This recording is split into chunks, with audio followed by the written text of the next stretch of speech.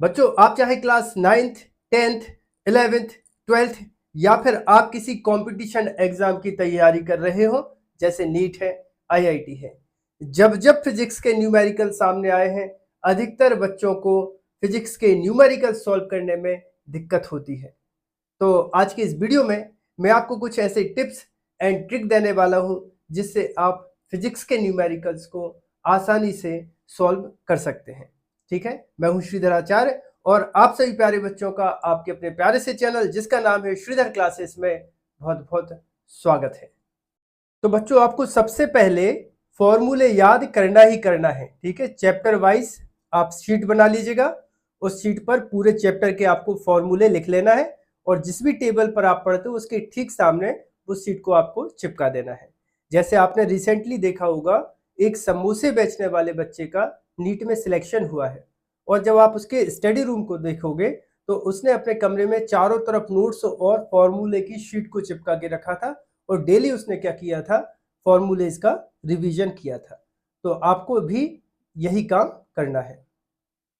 दूसरी बात, फॉर्मूले की प्रत्येक टर्म को आपको अच्छे से समझ लेना है। जैसे F इक्वल क्या लिखा है, M में लिखा है, तो आपको पता होना चाहिए कि F का मतलब क्या होता है, फोर्स या बल होता है, M का मतलब द्रव्यमान होता है, मतलब मास होता है, और A का मतलब त्वरण या एक्सीलरेशन होता है। जैसे V बराबर क्या लिखा है, U प्लस AT लिखा है, तो यहाँ पर V, U, A और T इन सब के मतलब पता हो तब तो आप न्यूमेरिकल सॉल्व कर पाएंगे। तो फॉर्मूले अकेले याद करने से काम नहीं चलेगा, फॉर्मूले की प्रत्येक टर्म को आपको बहुत अच्छे से समझ लेना है ताकि न्यूमेरिकल सॉल्व करते टाइम इनका आप उपयोग कर पाए। बच्चों, अब बारी आती है कंसेप्ट की। तो आपको कंसेप्ट को बहुत अच्छे से समझना है। ठीक है, कंसेप्ट को एक बार रीड करिए, दो बार रीड करिए। यदि फिर भी आपको समझ में नहीं आ रहा है तो आप अपने फिजिक्स टीचर से पूछिएगा स्कूल में, और अगर वो नहीं बता पा रहे तो आप जिस भी कोचिंग में जाते हैं तो कोचिंग में आप उसके कंसेप्ट को बहुत अच्छे से पूछिएगा।